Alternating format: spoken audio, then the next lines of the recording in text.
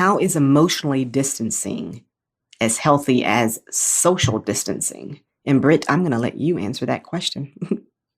Yeah, so this is a great question, especially with what's going on right now, is emotional distancing is critical, like we've been talking about, just like social distancing is, because you start to, one, become in control of your own emotions, your emotional health. Hmm. And that's really what we're talking about, and having to be mentally strong, and really you taking accountability of what's important in your life and having your life reflect that. And so, just like how we're learning the social distancing, we're having to be mindful of the people around us, and we're protecting them of germs. That's what emotional Hmm. distancing is you realize, you know what, just because I'm frustrated, I'm not going to project that onto someone else. Right. My words really do matter. Right. They really can impact someone. Hmm. And so, a personal story just to share with you is, and I asked them if I could share this, and they said that I could, but my father had cardiac arrest Mm. 2 years ago. Mm. And so he and my mom, their life changed in an instant. Right. And he thankfully has become healed and has become stronger. But for 2 years, their new norm Hmm. became really kind of social isolating. They had to be very mindful of, what they were eating, Hmm. taking care of themselves, exercising, and what they did and what they weren't doing. And so even though the world was going on around them, they had to adjust to a new norm. Right. So while we are right now as a country, adjusting to this new norm, it feels awkward. Right. It's hard. Hmm.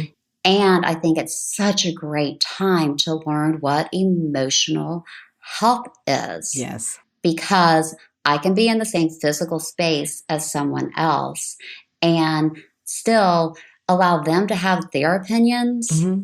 allow them to have their thoughts, and not engage, interact with Right. that. Hmm. And so, one of the things, and I think Lisa, you wanted me to read this, is someone had asked my mom, one of her friends, she was really struggling, Hmm. saying, like, how do I do this? And my mom, wrote back to her, and it said, when my dad had the cardiac arrest 2 years ago, their lives changed by social distancing and cleaning everything they touched, Mm. because his immune system was so low.